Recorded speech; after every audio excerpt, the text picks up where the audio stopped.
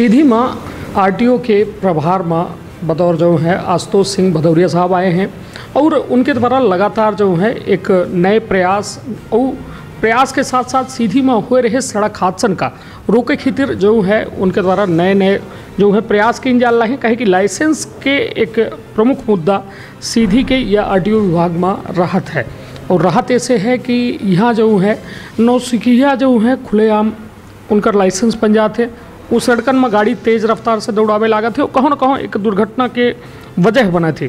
तो पहले तो बहुत बहुत स्वागत है सीधी में अपना के और हमारे न्यूज़ चैनल MP संदेश न्यूज़ 24। धन्यवाद आप सभी का।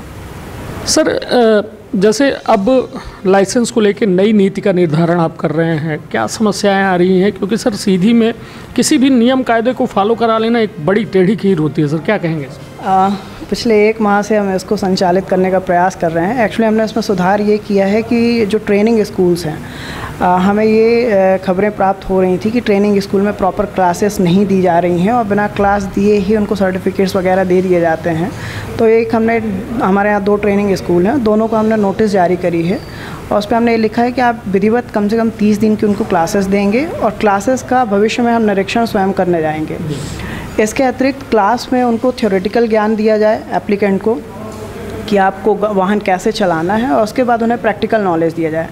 इसके बाद भी हमने एक और व्यवस्था की है ऑफिस में कि उसके बाद आपका ट्रायल लिया जाएगा। यदि हमें लगता है कि आपको गाड़ी चलाते नहीं आती है तो हमने उन्हें ट्रेनिंग स्कूल की मदद से कुछ वाहन यहाँ पे खड़े करवाए हैं सभी कैटेगरी के, उनके ट्रायल लेने का प्रयास किया जा रहा है। रह गई बात समस्याओं की, तो जैसा आपने कहा बिल्कुल सही है कि यहाँ के लोग किसी भी परिवर्तन को सहज रूप से स्वीकार नहीं करते हैं और वो परिवर्तन यहाँ की जनता भी स्वीकार नहीं कर पा रही है। उनको भी आसान लगता है कि अपन एक सर्टिफिकेट लेकर के आ जाएं और बिना ट्रायल ना दें और बड़ा आसानी से काम हो जाए हमारा।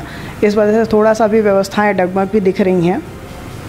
कंपैरेटिवली सीधी में 300 से 350 हैवी लाइसेंस बन जाते थे महीने में और इस समय उनकी संख्या बहुत ज़्यादा घट गई है, 20 से 25 पे आ गई है। लेकिन प्रयास है कि सही ट्रेनिंग लेकर के और सही तरीके से तालीम लेकर के लोग आएंगे और उचित तरीके से लाइसेंस प्राप्त करेंगे।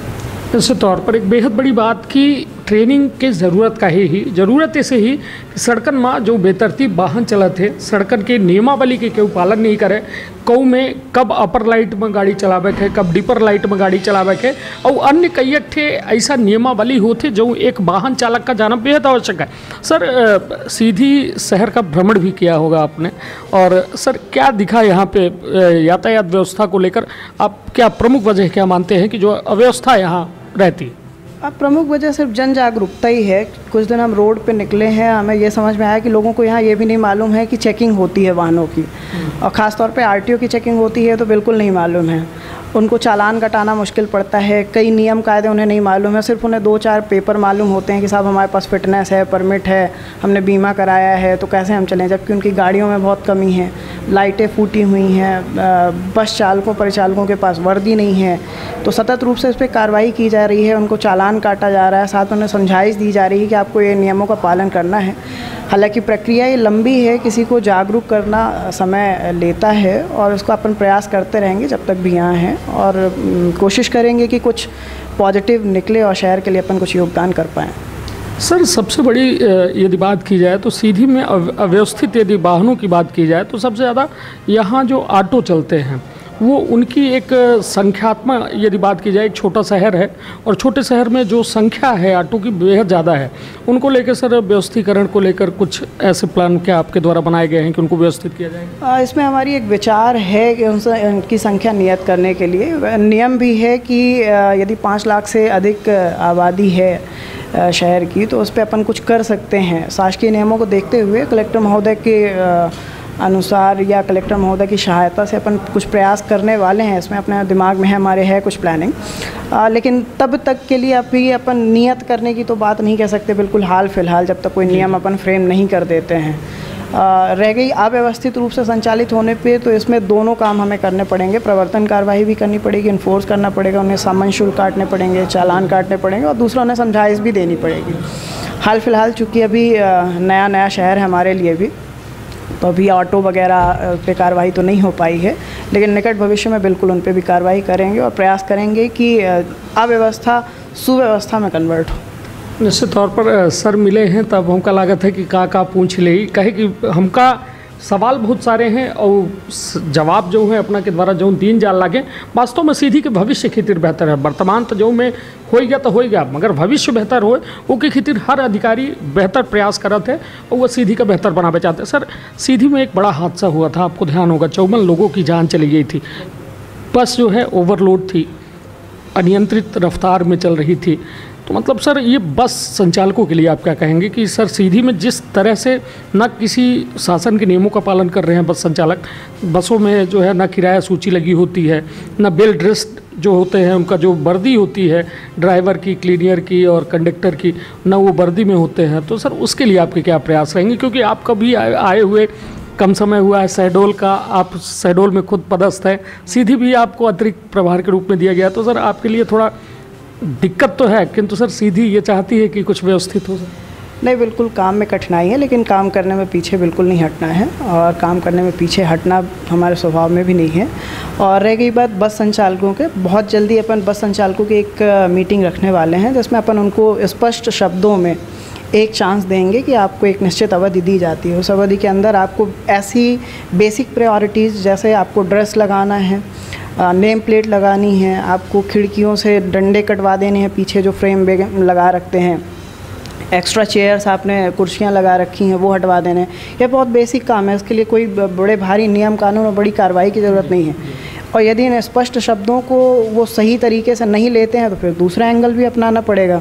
क्या अपने बघेली में कहावत है कि यदि सीधी उंगली से घी नहीं निकलता है तो उंगली फिर टेढ़ करे पड़ी।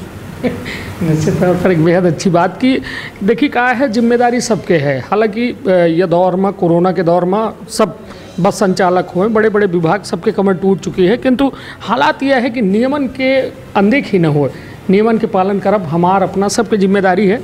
और यह दौर में सर के यदि साथ मिल जाए तो निश्चित तौर पर शहर के या ट्रैफिक व्यवस्था का व्यवस्थीकरण में एक बेहद बड़ी भूमिका हुई।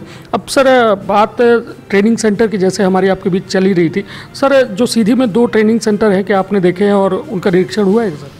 प्राथमिक निरीक्षण अभी हमने किया है लेकिन उनका विस्तृत निरीक्षण होने वाला है। दोनों को एक नोटिस दे करके और एक निश्चित दिनांक को अपन उन पर चलेंगे और जो भी व्यवस्थाएं उनमें अभी कम हैं उनको पूर्ति कराने का प्रयास किया जाएगा कि उनको पूर्ति कराया जाए। उनकी भी कुछ अपनी वो है, डिमांड है कि यहाँ के लोग जो हैं वहाँ टिकते नहीं हैं और 2 दिन बैठाते हैं साथ तो भगने लग जाते हैं। उनका भी कुछ अपना कहना है, कुछ पॉइंट्स वो दे करके गए हैं, तो दोनों पे निराकरण किया जाएगा।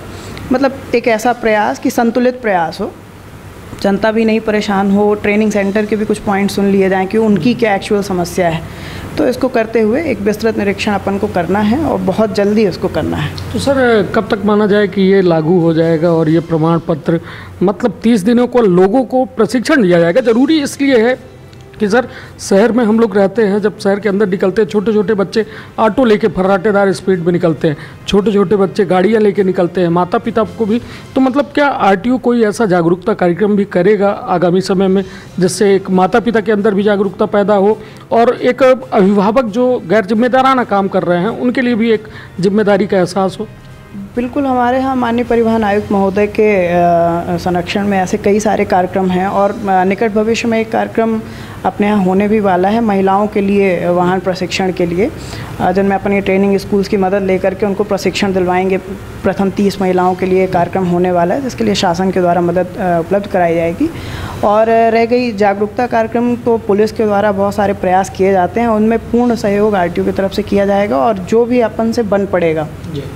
अभिभावकों के लिए जैसे अभी स्कूल खुलने वाली है तो एक पेरेंट्स के साथ मीटिंग और स्कूल बस संचालकों के साथ मीटिंग लेना कि भाई स्कूल वाहनों में क्या क्या चीज़ें होनी चाहिए, ये सारी पूर्ति कराने उपरांत ही आप वाहन चलाएंगे। तो इसके लिए जागरूकता तो बहुत ज़रूरी है। देखिए, किसी चीज़ को डंडा मार के ही नहीं कराया जा सकता। जब स्वयं आदमी जागरूक होता है, आपने जैसे बताया बस वाला मामला, यदि आदमी स्वयं जागरूक होते हो, देखते कि हमें लटकने की ज़रूरत नहीं है बस में, तो वो नहीं लटकते। ज़्यादा से ज़्यादा आपका एक पेपर नहीं होता या आप समय पे नहीं पहुंचते, बस इतना ही होता, लेकिन आपकी जान नहीं जाती।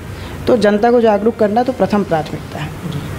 निश्चित तौर पर हमारे साथ रहे सीधी के प्रभारी आरटीओ आशुतोष सिंह भदौरिया साहब, जिनके द्वारा साफ तौर में ये कहा जा लग है कि सीधी का बेहतर बनावे खातिर वो कौनो कसर न छोड़े, चाहे लाइसेंस के मामला हो, लोगन का प्रशिक्षण ले पड़ी। प्रशिक्षण 30 दिन के हुई, जौने में बाकायदा क्लास लेके जानकारी लेके सड़क के यातायात नियमन के जो है पूरी जानकारी लेके अपना का लाइसेंस मिली, और साथ में सीधी में बस से लेके और अन्य जो गतिविधि RTO से जुड़ी होती हैं उन्हों का कसे के आवश्यकता जताई नहीं, और बहुत जल्द कहा लगे हैं कि हम उस सब व्यवस्थन का सुव्यवस्थित करब।